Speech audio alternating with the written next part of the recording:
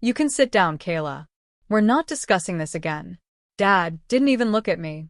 He just kept flipping through that damn folder in front of him like it contained something more important than his own daughter. Mom stood by the window, arms folded, nodding at every cold word he spat. My palms were sweating, but I didn't move. Dad, I said. My voice cracked. I'm your daughter. Grandma raised me like her own. She made that clear every year on my birthday, in every letter, every call. He finally looked up. You're not my daughter, he said calmly, like he was telling me what the weather was like outside. We only allowed you to stay here because Mom insisted. And then she added it, softly, but enough to slice through the room like a blade. Only blood relatives deserve the family fortune, Kayla. I just stared at them.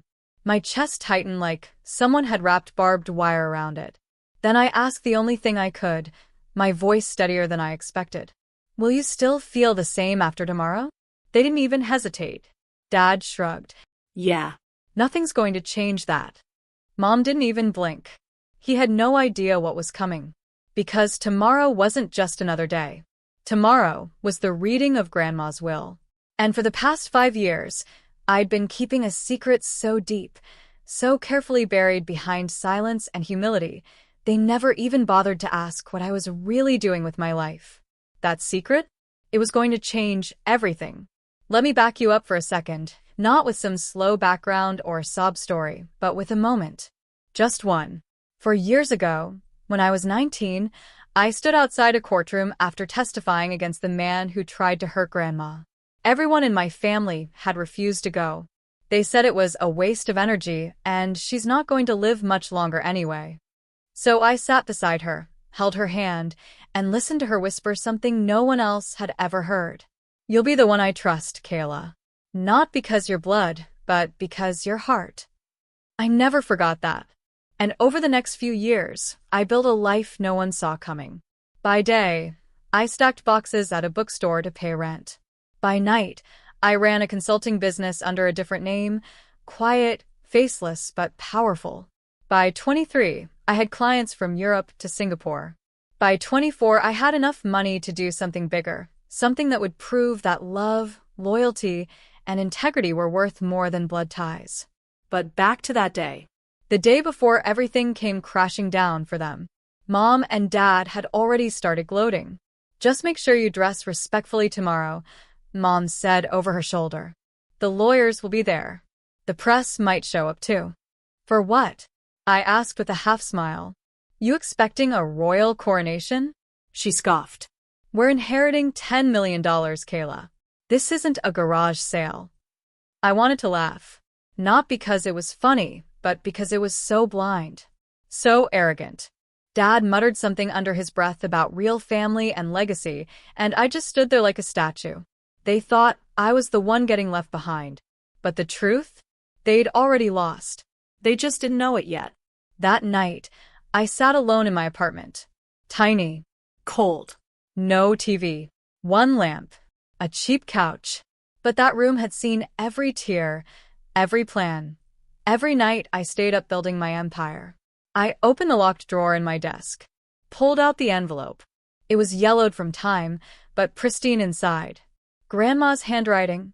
Elegant, sharp, and unmistakably hers. She'd given it to me in the hospital just months before she passed.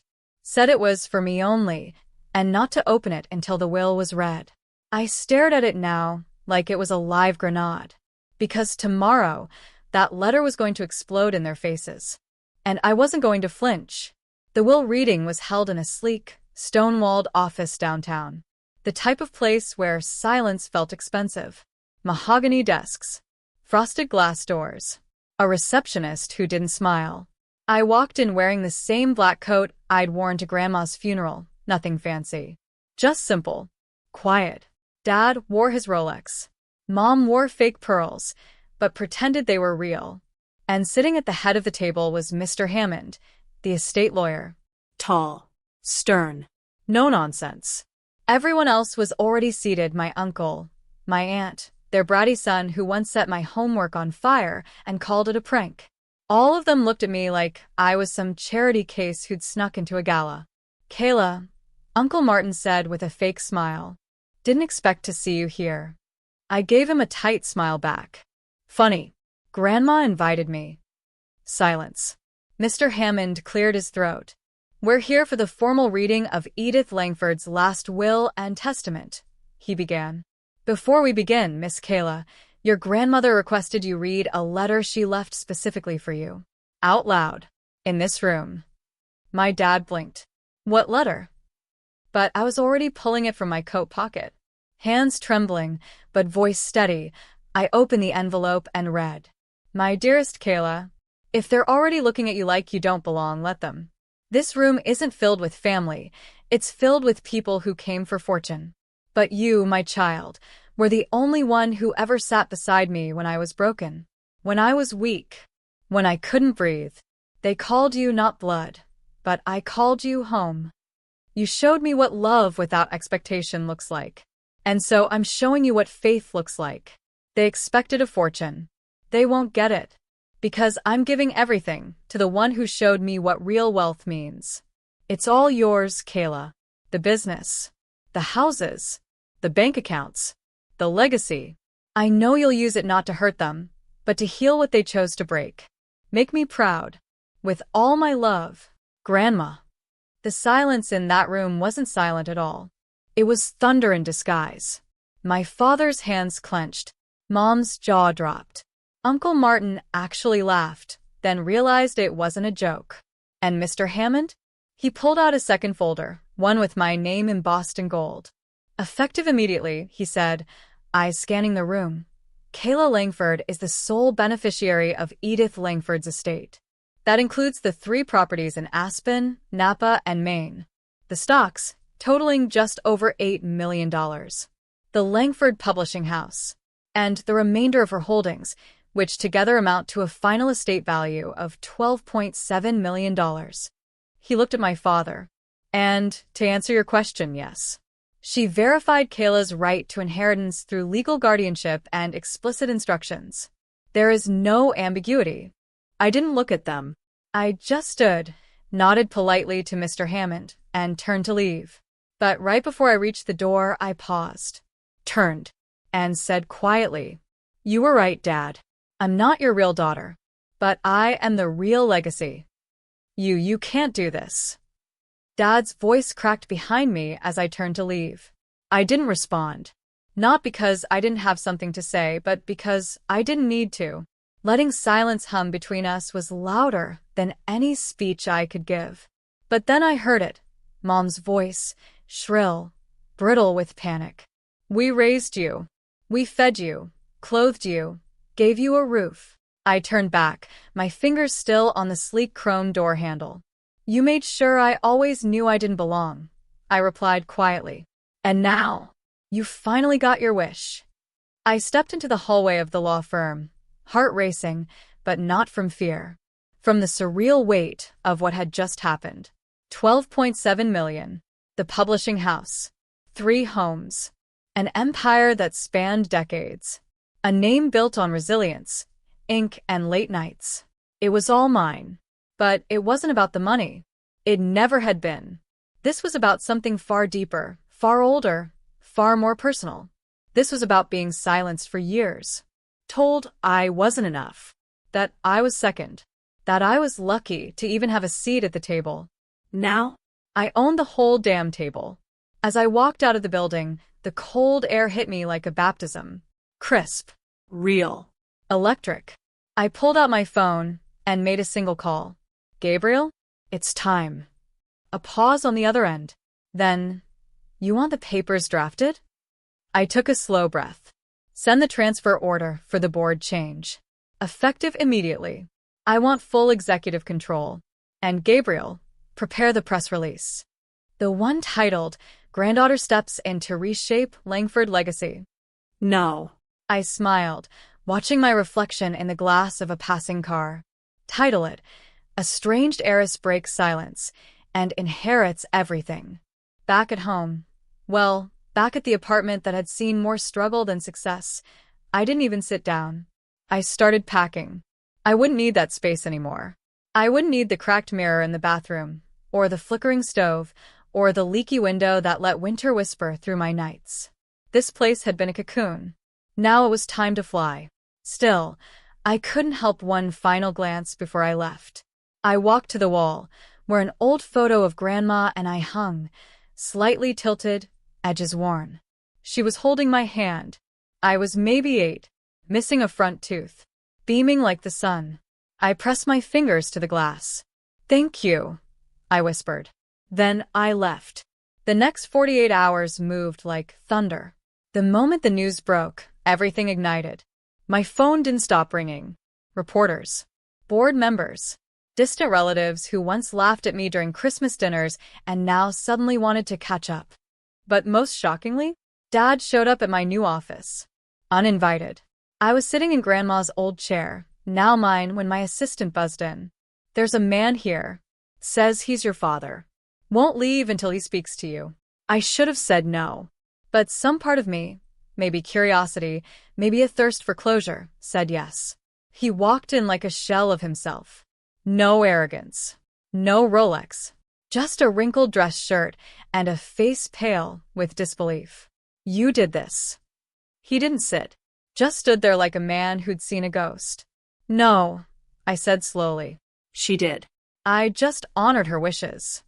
He tried to laugh. It came out choked. "You think money makes you better than us?" I stood, walked around the desk, stood toe-to-toe with the man who once told me I'd never amount to anything. "No," I whispered, "but kindness does." He blinked. I leaned closer. "And you chose cruelty." I thought that would be the last time I saw him. But pain has a funny way of circling back. A week later, I received a letter. Handwritten. From Mom.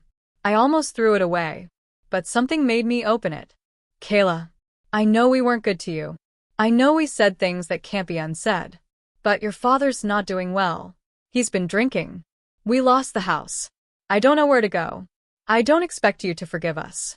But if there's anything left of the girl who used to hug us, please help." I stared at the letter for a long time. Then I picked up my coat and drove. Their house, once grand, full of pride and paintings, was now a shell. The lights were off. The porch creaked under my feet. And when the door opened, I almost didn't recognize Mom. She looked 10 years older. Hair unbrushed.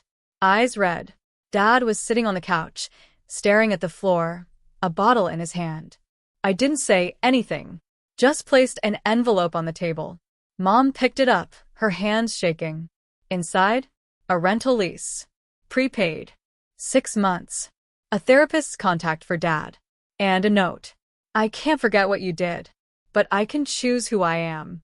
I'm not like you. So I'm helping, because that's what Grandma would have wanted." I left before they could say anything. Not for applause. Not for gratitude. But because it was the right thing. The next morning, I stood on the rooftop of Langford Publishing's headquarters. The city stretched below me, loud, unforgiving, alive. And I thought of every moment they tried to break me. Every insult. Every time I was told I wasn't enough. And then I whispered to the wind, "You were wrong." Because I was more than enough. I was unstoppable. I didn't hear from them for weeks after I left that envelope. No, thank you. No apology. Just silence. But I didn't need it. I had bigger things to do. Grandma's publishing house was mine now, and I planned to rebuild it, not just for legacy, but for people like me who'd been silenced too long. 3 days later, I walked into the boardroom with confidence. The same men who once laughed at me now stood when I entered. "Miss Langford." One of them nodded. "Kayla," I corrected. "Let's get started." I laid out a full restructure. Fair pay, new leadership, fresh talent, and funding for young writers from underprivileged backgrounds. They pushed back. I pushed harder. And by the end of that meeting, they voted yes. Unanimously. That night, I got a message from someone I hadn't heard from in years. Noah. My childhood friend. The one person who used to believe in me when no one else did. Saw the news. "You made it, Kay. Proud of you." I smiled. That meant more than the inheritance ever could. But just when I thought things were finally calming down, something unexpected happened. I got a call from the hospital. My dad had collapsed. Liver failure. Mom was panicking. I don't know what to do, she sobbed. He's asking for you. I stared at the phone. Then I drove there.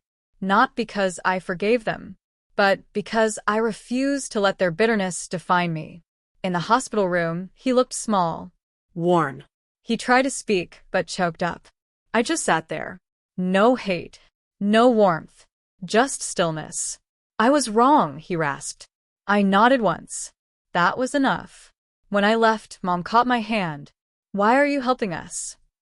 I looked her in the eye. Because I'm not like you, I said. And I never will be. Days turned into weeks, and things started falling into place. Langford Publishing was thriving under my leadership, my vision taking shape. The board, which once doubted me, now praised my decisions. Every challenge felt like fuel for the fire that was burning inside me. I had proven that I wasn't just the girl who didn't belong. I was the woman who owned her destiny. But no matter how much success I found, there was one thing I couldn't escape: the weight of my family's rejection. Dad was in and out of the hospital.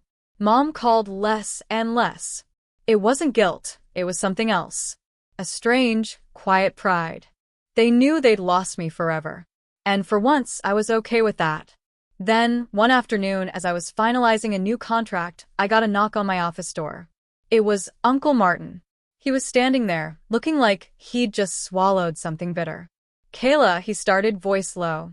I came to apologize. For everything. We were wrong. All of us. I didn't know what to say. I didn't have the energy for more apologies. You've proven your point, he continued, eyes desperate for forgiveness. Can we at least talk about moving forward? About rebuilding family? I stared at him, his words dangling in the air like smoke. There's no rebuilding with you, I said softly. Not anymore. I don't think he expected that. But I wasn't about to waste any more time explaining myself to people who never truly saw me. The next day, the papers hit. The story of my rise. The headline, Estranged Heiress Takes Over Langford Legacy. And the world watched. I'd shown them all, my father, my mother, my uncle, the world. But what came next wasn't the triumph I thought it would be. One evening, I received a call from the lawyer who handled Grandma's estate. Kayla, he said, there's something you need to see. I walked into his office, where he handed me a sealed envelope. Inside was a letter from Grandma. My dear Kayla, I left you more than I could ever explain. Please know that my love for you is what matters most. But there's one more thing you must know before it's too late. I sat there, heart racing, as I read the rest. The truth was in front of me, more shocking than I could have imagined. The letter from Grandma wasn't just a final note, it was a bombshell. My dearest Kayla, I know what you've done. I know how far you've come. But I've left something even more important for you to find. It's time to reclaim what's truly yours. Not just the wealth, not just the name, but the truth. I felt the room close in on me. My hands shook as I read further. She hadn't just left me the estate. She had left me something deeper. Something personal. A final gift that had the power to destroy everything my parents thought they knew. The lawyer watched me carefully as I processed it. Do you want me to help you find it? He asked gently. I nodded. Later that night, I found myself standing in the attic of Grandma's old house. The one my father had sold years ago. The place I had spent summers sitting at her feet, listening to her stories. Now it was just an empty shell. But not everything had been taken. I pulled open a dusty chest and inside, hidden beneath old books and forgotten mementos, I found it, a box. A small wooden box with a lock. My heart raced as I opened it. Inside was a collection of letters, legal documents, and photos. One letter in particular caught my attention. Kayla, my love. I promised you something. This letter is the last piece of the puzzle, the one that connects the dots. Everything your parents have ever told you about your past is a lie. Your real father is not who they told you. Your legacy, your birthright, everything has been kept from you for reasons I'll never forgive. But I've saved this for you. Now the choice is yours. You can confront them, or you can take this gift and make it your own. Either way, the power is yours now. I sat there, stunned. The papers in my hands weren't just family secrets. They were a testament to a life I'd never known. My biological father was a man I'd never heard of. And that wasn't all. There was a will from Grandma, stating that she had legally adopted me when I was 5. I wasn't just the granddaughter of Edith Langford. I was her daughter, legally and undeniably. I knew what I had to do. The next day, I sat in my office, holding the documents in front of me.